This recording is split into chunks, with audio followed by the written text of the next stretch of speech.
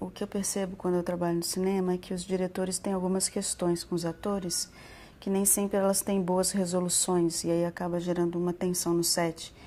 O ator, geralmente, ele não consegue chegar num registro que a gente chama de naturalismo, né? Que é essa coisa de ser despojado, ser natural, de não denunciar que tem um ator representando. Por isso, muito dos diretores acabam optando por não atores, inclusive, né? E dispensando atores, porque eles não conseguem chegar nesse registro.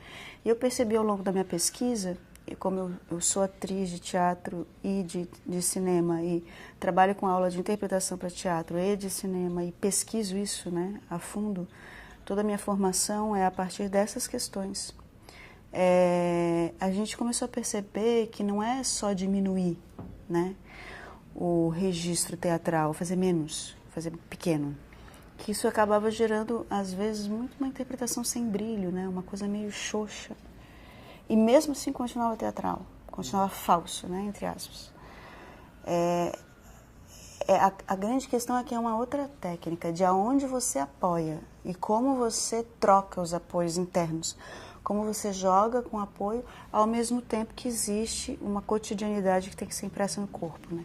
Então, nos workshops que a gente faz para a preparação de elenco de filme, de websérie, enfim, a gente procura formar o ator, na verdade, porque não tem quase no Brasil essa formação para interpretação para cinema.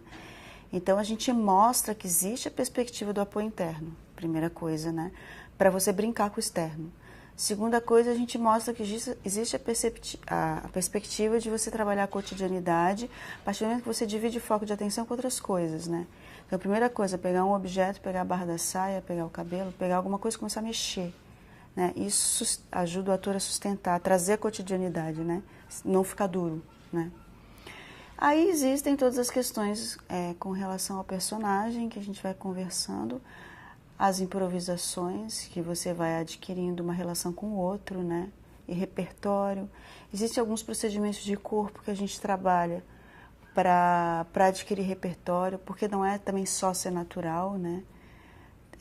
Às vezes o corpo ele é carregado de... A gente chama registros, né? Mas são formas que você também pode usar no cinema, né?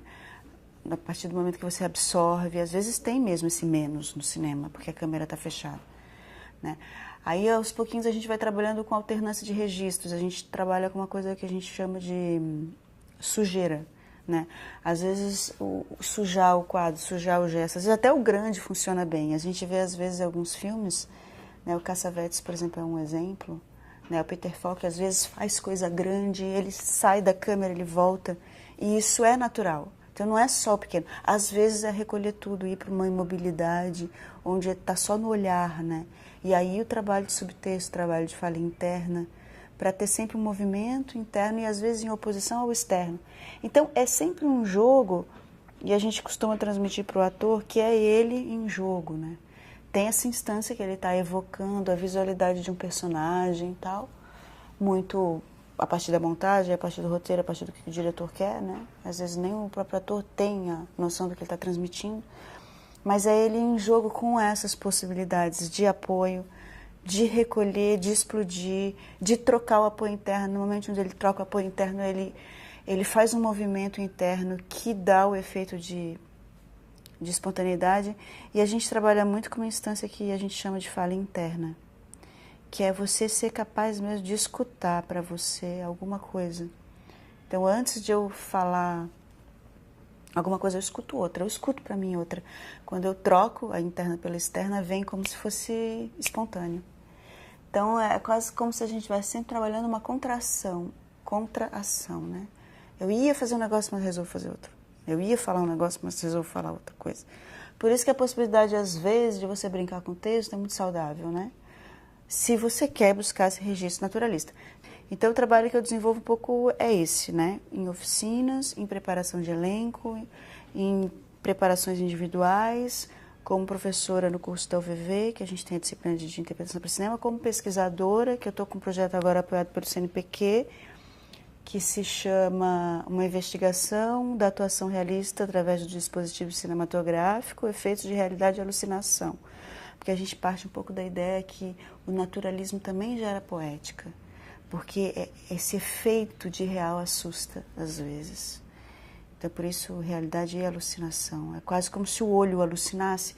O ator é tão verdadeiro, né? Entre aspas, verdade é uma palavra problemática, mas ele é tão verdadeiro que o público duvida do que vê.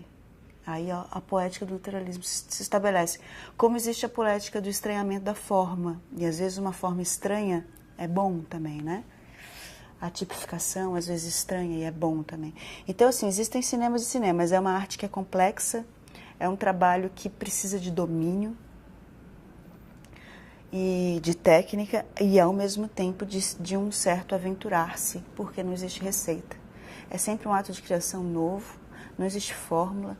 O que a gente procura trabalhar é repertório, referência, procedimentos, ampliação dos olhares e caminhos, possibilidades de caminhos para que o próprio ator descubra, porque é sempre uma aventura atuar e sempre todo trabalho é novo, todo arranjo é novo, todo momento é novo, as questões que aparecem são outras, o personagem é outro, o diretor é outro. O diálogo que se estabelece com o diretor é absolutamente importante. Aí eu procuro vender para os meus alunos essa ideia, compra o que o diretor fala, usa como material de jogo. Se precisar de mediação, media, mas compra, assume a voz de direção no seu jogo, não resiste, né? Mas é um princípio, né? É sempre inesperado. Então é um trabalho muito gostoso e, enfim, é isso.